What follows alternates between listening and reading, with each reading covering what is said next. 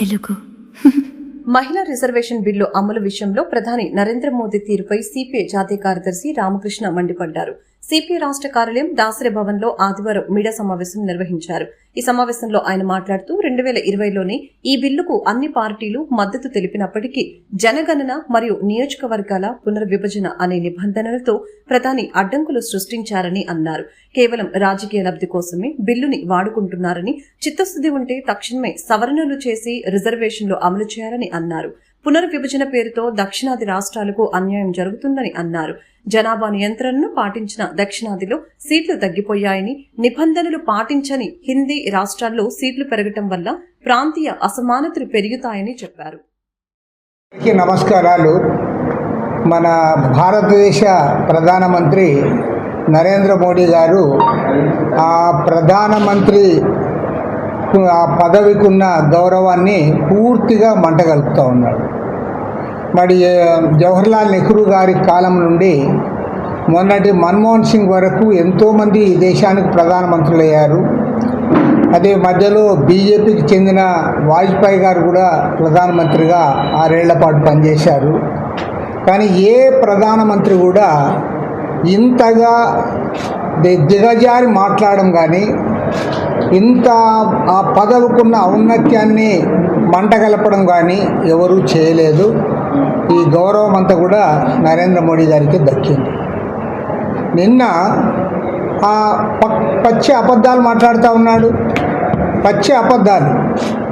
మహిళా reservation bill 2023లోనే pass అయ్యింది. అన్ని ప్రతిపక్ష పార్టీలు కూడా ఆనాడు ఆ బిల్లును బలపరచడం జరిగింది. ఇది ఒక చారిత్రాత్మకమైన బిల్లు. ఇది దేవేగౌడ గారు ప్రధానమంత్రిగా ఉన్నప్పుడు 1996లో ఆనాటి కమ్యూనిస్టు పార్లమెంటు సభ్యురాలు గీతా ముఖర్జీ గారు చైర్మన్గా వారు ఒక కమిటీ వేశారు. అప్పటి నుంచి కూడా ఇది జరుగుతూ ఉంది. సిపిఐగా ముందు నుంచి కూడా మేము సిన్సియర్గా ఈ మహిళా బిల్లుకు మద్దతుగా ఉన్నాం. దీన్ని ప్రిపేర్ చేయడంలో గీతా ముఖర్జీ గారు ప్రధాన పాత్ర పోషించారు. అది అందరూ తెలిసిన విషయం. నువ్వు బిల్లు పాస్ అయింది. బిల్లు పాస్ అయిన తర్వాత ఇవాళ మోడీ గారు ఏమంటారు? ఆ మహిళా రిజర్వేషన్ బిల్లుకు ఆటంకాలు కల్పిస్తున్నారు అన్నారు. ఎవరు ఆటంకాలు కల్పిస్తున్నారు నేను అడుగుతా ఉన్నాం. ఆటంకాలు కల్పించిందే నీవని మేమంటా ఉన్నాం. ఎందుకంటే ఎప్పుడైతే బిల్లు పాస్ అవుతుందో పాస్ అయిన వెంటనే అది అమల్లోకి రాకుండా నీవు 2 కండిషన్లు పెట్టావు. ఒకటేమో సెన్సస్ కావాలన్నావు, రెండోదేమో డీలిమిటేషన్ కావాలన్నావు. అసలు ప్రతిపక్షాలన్నీ ముక్తకంఠంతో ఒకటే చెప్తా ఉన్నాయి. నువ్వు చిన్న అమెండ్మెంట్ తీసుకొని రా, ఆ ఆటంకాలు ఏవైతే ఉన్నాయో తొలగించి వెంటనే రేపటి నుంచే దాన్ని అమల్లో పెట్టు. నీకు అది కాకుండా నీవు ఇవాళ ఏం చేస్తావంటే రాజకీయంగా దీన్ని వాడుకుంటా ఉన్నావు. ఫక్త్ రాజకీయం కోసం. ఎందుకంటే నీవు ఇంత ప్రముఖమైన బిల్లు, ముఖ్యమైన బిల్లు, అందులో డీలిమిటేషన్ అంటే మొత్తం దేశ రాజ్యాంగాన్ని ఒక రకంగా చెప్పాలంటే దేశ రాజకీయ చిత్రపటాన్నే మారుస్తుంది. అందులో నువ్వు బిల్లులో ఏం పెట్టావు? 2011 జనాభా ఆధారంగా సీట్లు ఉంటాయని చెప్తాను. 2011 జనాభా ఆధారంగా సీట్లు ఉంటాయంటే అర్థం ఏమంటే ఎక్కడైతే జనాభా ఇవాళ ఎక్కువ ఉందో వాళ్ళకి సీట్లు ఎక్కువ వస్తాయి, ఎక్కడైతే జనాభా తగ్గిపోయిందో అక్కడ సీట్లు పోతాయి. ఇవాళ 1971లో ఆనాటి నుండి కూడా ఫ్యామిలీ ప్లానింగ్ అమలు చేయాలని చెప్పి దేశవ్యాప్తంగా ప్రచారం చేశారు, అందరూ చెప్పారు. మరి దాన్ని చిత్తశుద్ధితో అమలు చేసిన దక్షిణాది రాష్ట్రాలు ఇవాళ పాపులేషన్ కంట్రోల్ చేశాయి కాబట్టి ఇక్కడ సీట్లు తగ్గిపోతాయి. ఎక్కడైతే అది దాన్ని వాళ్ళు అమలు చేయలేదో అక్కడ వారికి సీట్లు వస్తాయి. దాని పర్యవసానంగా ఏం జరుగుతుందంటే ఇవాళ హిందీ రాష్ట్రాల్లో ఎక్కడైతే బీజేపీకి బలం ఉందని చెప్పుకుంటా ఉందో ఆ రాష్ట్రాల్లో 78% సీట్లు వాళ్ళకి పెరుగుతాయి. ఇక్కడ సౌత్ ఇండియాలో 33% సీట్లు తగ్గిపోతాయి. నార్త్ ఈస్ట్లో 33% సీట్లు తగ్గిపోతాయి ఈశాన్య రాష్ట్రాల్లో. కాబట్టి ఏమంటే క్లియర్ కట్గా రాబోయే రోజుల్లో డిస్పారిటీస్ పెరిగిపోతాయి. వివిధ ప్రాంతాలకున్న సమతౌల్యం దెబ్బతింటుంది. ఎందుకంటే దానికి చిన్న ఉదాహరణ ఒకటే. ఇవాళ తమిళనాడులో 39 ఉన్నాయి, ఉత్తరప్రదేశ్ 80 సీట్లు ఉన్నాయి. ఈ జనాభా నిష్పత్తి ప్రకారం తమిళనాడులో 49 సీట్లు అవుతాయి, వాళ్ళకి 143 సీట్లు అవుతాయి. కాబట్టి ఏమంటే హిందీ రాష్ట్రాల్లో ఎక్కడైతే బీజేపీ బలంగా ఉందో ఆ రాష్ట్రాల్లో వాళ్ళు సీట్లు పెంచుకొని శాశ్వతంగా తాము రాజకీయంగా అధికారంలో ఉండాలనే తాపత్రయం తప్ప ఏమాత్రం కూడా వీరికి చిత్తశుద్ధి లేదు. మహిళా రిజర్వేషన్ బిల్లు అమలు చేయాలనుకుంటే వాళ్ళ ప్రతిపక్షాలన్నీ కూడా సిద్ధంగా ఉన్నాయి. రేపటి నుంచి అమలు చేయమని చెప్పి కూడా మేము కోరుతాము. మీరు అది చేయకుండా వాళ్ళ ప్రధానమంత్రి గారు ఏం మాట్లాడుతూ ఉన్నారు? భ్రూణ హత్యలు చేశారు, ప్రతిపక్షాల మీద నిందలు వేస్తూ ఉన్నావు. అసలు నిజంగా అంటే ఆస్కార్ అవార్డు ఇవ్వాలి ప్రైమ్ మినిస్టర్కి. ఇంత బ్రహ్మాండంగా నటిస్తూ ఉన్నావు, మీకు బిల్లు పట్ల చిత్తశుద్ధే లేదు. మీరే అంటున్నారు మొత్తం దేశానికి సంబంధించింది చారిత్రాత్మకమైన బిల్లు అని. మరి చారిత్రాత్మకమైన బిల్లు మీరు చేయాలన్నప్పుడు మీరు ఎన్నుకున్న టైమింగ్ ఏంటి? ఒకవైపు 5 రాష్ట్రాల్లో అసెంబ్లీ ఎన్నికలు జరుగుతూ ఉంటే అందులో ఇంకా 2 రాష్ట్రాల్లో పోలింగ్ జరుగుతూ ఉన్న సందర్భంలో నువ్వు 3 రోజులు ప్రత్యేక సెషన్ పెట్టావు. తర్వాత ప్రతిపక్షాలంతా కూడా రిక్వెస్ట్ చేశారు ఆల్ పార్టీ మీటింగ్ పెట్టమని. ఆల్ పార్టీ మీటింగ్ కూడా పెట్టావు. ఆల్ పార్టీ మీటింగ్ పెట్టావు, నువ్వు ఎన్నుకున్న సమయంలో పెడతావు, 3 రోజులే టైం అంటావు.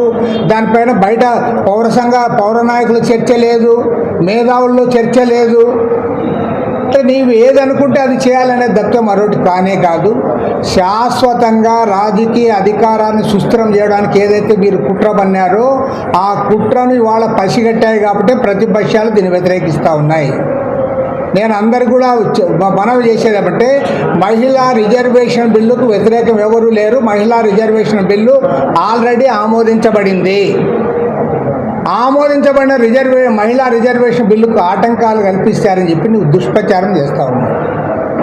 కాబట్టి ఏమంటే ఇవాళ భారతదేశంలో ఇద్దరు నరేంద్ర మోడీ, అమిత్ షా ఇద్దరు మొత్తం దేశాన్నే నాశనం చేస్తూ ఉన్నారు. ప్రజాతంత్ర సంస్థలంతా కూడా పాతి పెడతా ఉన్నారు. మొత్తం ఇన్స్టిట్యూషన్స్, డెమోక్రటిక్ ఇన్స్టిట్యూషన్స్ ఏవైతే ఉన్నాయో అవన్నీ కూడా చెరబట్టారు. పార్లమెంట్ కూడా వారు ఖాతరు చేయడం లేదు. ఇవాళ ఇంత జరుగుతూ ఉంటే చాలా ఆశ్చర్యం. మోడీ, అమిత్ షా వారిద్దరు కలిసి దేశాన్ని నాశనం చేస్తూ ఉంటే ఇద్దరు సీనియర్ నాయకులు ఒకరు చంద్రబాబు నాయుడు గారు, 2 నితీష్ కుమార్ గారు, వీరిద్దరూ సహకరిస్తూ ఉన్నారు. ఎందుకంటే ఇవాళ బీజేపీ ప్రభుత్వం కాదు కేంద్రంలో ఉండేది. ప్రైమ్ మినిస్టర్ మోడీ గారు ఆయన ఇక్కడ తెలుగుదేశం పార్టీ, జేడీయూ 2 పార్టీలు, చంద్రబాబు నాయుడు, నితీష్ కుమార్ సహకారంతో కేంద్రంలో అధికారంలో ఉన్నాడు. చంద్రబాబు గారు ఇవాళ మాట్లాడుతూ ఉన్నాడు ఇది విడ్డూరము, ఇది చారిత్రాత్మక బిల్లు అని. నేను చంద్రబాబు నాయుడు గారిని అడుగుతూ ఉన్నా, చంద్రబాబు నాయుడు గారు మీకు ఇది చారిత్రాత్మకమైన బిల్లు అని మీకు ఎప్పుడు అర్థమైందని నేను అడుగుతూ ఉన్నా. మరి మీరు ఢిల్లీకి పోయారా? వాళ్ళ బీజేపీ తర్వాత తెలుగుదేశానికి, జేడీయూకే కదా ఆ స్థానాలు ఉండేది. మీ మద్దతుతోనే కదా గవర్నమెంట్ ఉండేది. మీరు కూడా గవర్నమెంట్లో ఉన్నారు కదా. మరి చంద్రబాబు నాయుడు గారు ఢిల్లీకి ఎందుకు పోలేదో సమాధానం చెప్పమని నేను అడుగుతా ఉన్నా. నువ్వు ఇక్కడ లెటర్ రాశావు కదా అన్ని పార్టీలకి, మరి అక్కడ కూడా ప్రైమ్ మినిస్టర్ గారు అట్లా ఆల్ పార్టీ మీటింగ్ పెట్టచ్చు కదా. మరి నువ్వు కీలక భాగస్వామి అంటున్నావు కదా ఎన్డీఏలో, మరి పోయి నువ్వు అన్ని పార్టీలు కూడా కలవచ్చు కదా.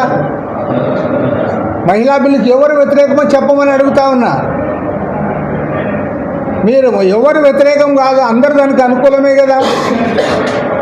కాబట్టి ఏమంటే ఇద్దరు మూర్ఖులు దేశాన్ని నాశనం చేస్తూ ఉంటే ఇద్దరు సీనియర్లు వాళ్ళకు సహకరిస్తూ ఉన్నారు. నరేంద్ర మోడీ, అమిత్ షా దేశంలో ఉన్న ప్రజాతంత్ర సంస్థలన్నిటి కూడా వారు నాశనం చేస్తూ ఉంటే, విధ్వంసం చేస్తూ ఉంటే సీనియర్ నాయకులుగా పేరెన్నిక కన్నా చంద్రబాబు నాయుడు గారు, నితీష్ కుమార్ గారు వారికి సహకరిస్తూ ఉన్నారు. ఈ పాపం మాత్రం ఊరికే పోదని కూడా నేను చెప్పదలుచుకున్నాను.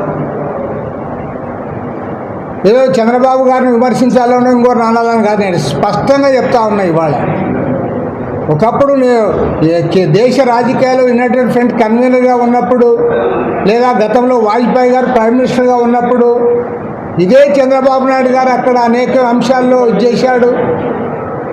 కానీ ఇవాళ నీ పరిస్థితి ఏంటో నువ్వు ఒకసారి ఆలోచించుకోమని కోరుతా ఉన్నా. You have become extra players.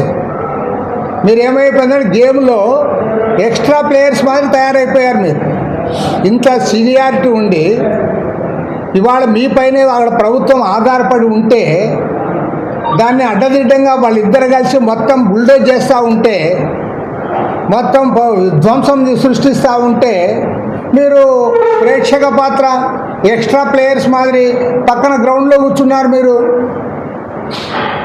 కాబట్టి ఏమంటే ఖచ్చితంగా చెప్తా ఉన్నాం, గతంలో ఏనాడు లేనట్లుగా ఇవాళ భారతదేశంలో ప్రజాతంత్ర అన్ని విధానాలు, ప్రజాతంత్ర సంస్థలన్నిటిని కూడా విధ్వంసం చేస్తూ ఉన్నారు. ఇంత విధ్వంసం జరుగుతూ ఉంటే మీరు సహకరిస్తూ ఉన్నారు. పైగా ఇండియా కూటమి అడ్డుకుందని చెప్తాడు. ఎవరు అడ్డుకున్నారు? 2023 సెప్టెంబర్లోనే పాస్ అయిన బిల్లును ఎవరన్నా అడ్డుకోగలరా? ఆమోదించిన బిల్లును ఎవరు అడ్డుకున్నారు? కాబట్టి ఒకటి వాళ్ళ స్పష్టంగా చెప్తా ఉన్నాం, సౌత్ ఇండియాలో ఉన్న అన్ని రాష్ట్రాల్లో వాయిస్ వచ్చింది. వాయిస్ లేని రాష్ట్రం ఏదైనా ఉంది, నోళ్ళు బంద్ అయిన రాష్ట్రం ఏదైనా ఉంది, అసలు మాట్లాడడానికి భయపడే రాష్ట్రం ఏదైనా ఉందంటే అది ఆంధ్రప్రదేశే. ఇక్కడున్న అధికారంలో ఉన్న వాళ్ళు మాట్లాడరు, ప్రతిపక్షంలో ఉండే జగన్మోహన్ రెడ్డి అసలే మాట్లాడలేడు. ఓకే, జగన్, పవన్ కళ్యాణ్ వాళ్ళనైతే నేనేమి అనదలుచుకోలే. ఎందుకంటే వాళ్ళ పాపము, వాళ్ళ స్థాయి, వాళ్ళ కథ అడ్డి వాళ్ళు ఎక్కడే కానీ అక్కడ పోతే ఏమి ఉండదు వాళ్ళకి. అదే మీకేమైంది? అసలు మీరు ఎన్డీఏ కూటమిలో ఉన్నారు కదా, మీరు చెప్పాలి కదా, అయ్యా ఇది కీలకమైన బిల్లు, దేశానికి సంబంధించింది, దీనిపైన అందరినీ కూడా మనం ముందుకు తీసుకోవాలి. డీలిమిటేషన్ విషయంలో అన్యాయం జరుగుతూ ఉంది, స్పష్టంగా అన్యాయం జరుగుతూ ఉంది. పైగా సిగ్గు లేకుండా మాట్లాడతారా? అమిత్ షా అసెంబ్లీలో చెప్పాడు, పార్లమెంట్లో చెప్పాడు కదా అంటారు. మరి పార్లమెంట్లోనే కదా ఆనాడు ప్రధానమంత్రి మన్మోహన్ సింగ్ గారు ఆంధ్రప్రదేశ్ స్పెషల్ కేటగిరీ స్టేటస్ హామీ ఇచ్చింది. మరి అమలు చేశారా? అమలు చేశారా చెప్పమని అడుగుతా ఉన్నా. మీ నోళ్ళు ఏమైనా పడిపోయినాయని అడుగుతా ఉన్నా. స్పెషల్ కేటగిరీ స్టేటస్ ఆనాటి ప్రధానమంత్రి మన్మోహన్ సింగ్ గారు సాక్షాత్తు పెద్దల సభలో, రాజ్యసభలో చెప్పారు. 5 ఏళ్ల పాటు ఇస్తామన్నారు. తర్వాత ఏమన్నారు? నీతి ఆయోగ్ ఒప్పుకోలేదు కాబట్టి మేము ఇవ్వము అన్నారు. మరి ఇక్కడ కూడా నువ్వు బిల్లులోనేమో 2011 జనాభాను పెడతావా? లేదు మీకు కూడా 50% సీట్లు పెరుగుతాయని చెప్పి మళ్ళీ చెప్తావు. అంటే ఏంటి? వాది వాగ్దానంగా మేము చెప్తున్నాం కదా, మాకు నమ్మండి అంటావు. రేపు అది కమిషన్ వేస్తారు, డీలిమిటేషన్కి కమిషన్. ఆ కమిషన్ అంగీకరించకపోతే, లేదా కమిషన్ అంగీకరించిన ఎవరైనా కోర్టుకు పోతే, బిల్లులో జనాభా నిష్పత్తి అని ఉంది, 2011 జనాభాను తీసుకోమన్నారని కోర్టుకు పోతే కోర్టులో కూడా పోతుంది. కాబట్టి ఏమంటే రాష్ట్రానికి అన్యాయం జరుగుతుందని తెలిసినా దక్షిణాది రాష్ట్రాల్లో ఉన్న అన్ని రాజకీయ పార్టీలు వాయిస్ రైజ్ చేస్తే మూగనోము పట్టిన వాళ్ళు పిరికి పందలున్న ఏకైక రాష్ట్రం ఆంధ్రప్రదేశ్. అసలు ఈ ఆంధ్రప్రదేశ్ రాష్ట్రానికి ఇలాంటి పిరికి పందలు అవసరమని నేను అడుగుతా ఉన్నా. ప్రజలు కూడా ఆలోచించాలి. ఓకే, ఎన్డీఏ కూటమే, మీరు మద్దతు ఇస్తారా, వ్యతిరేకిస్తారా, అది వేరే విషయం. కనీసం ఇంత అన్యాయం జరుగుతూ ఉంటే కనీసం నోరు విప్పలేకపోతున్నారు, మీరు మాట్లాడలేకపోతూ ఉన్నారు. కాబట్టి ఇవాళ స్పష్టంగా చెప్తా ఉన్నాం, ప్రతిపక్ష పార్టీలన్నీ కూడా మూకుమ్మడిగా డిమాండ్ చేస్తూ ఉన్నాం. ఏదైతే 2023లో పాస్ అయిందో ఆ ఉమెన్ రిజర్వేషన్ బిల్లును వెంటనే అమల్లోకి తేవాలి, నంబర్ 1. అదేవిధంగా ఇప్పుడు 5 రాష్ట్రాల అసెంబ్లీ ఎన్నికల్లో కూడా బీజేపీ ఓడిపోతూ ఉంది. రేపు సెంట్రల్లో కూడా దాన్ని ఓడించడానికి అందరూ కూడా ముందుకు రావాలి. ప్రజాస్వామ్యాన్ని కాపాడుకోవాలి, పార్లమెంట్ ఔన్నత్యాన్ని నిలబెట్టుకోవాలి. భారతదేశంలో ఇప్పటికే ప్రజాతంత్ర సంస్థలన్నిటి కూడా ఒకదాని తర్వాత ఒకదాన్ని విధ్వంసం చేస్తున్న వీళ్ళకు వ్యతిరేకంగా నిలబడాలి. రాష్ట్రంలో చంద్రబాబు నాయుడు గారు కూడా ఆలోచించుకోవాలి.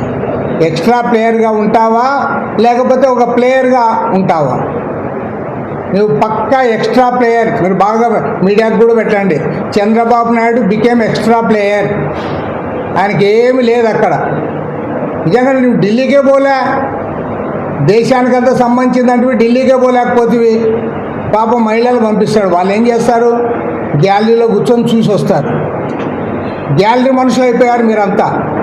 గ్యాలరీలో కూర్చొని అది చూశాము అని అదే ఒక ఫోటో కొట్టుకొని ఫోటో వేయించుకుంటారు. నిజంగా చంద్రబాబు నాయుడు గారు, నితీష్ కుమార్ పైన ఈ గవర్నమెంట్ ఆధారపడింది. ఇప్పటికైనా వాస్తవాన్ని గుర్తించండి. మీరు ఎక్స్ట్రా ప్లేయర్స్గా ఉంటే చరిత్రహీనులుగా మిగిలిపోతారు.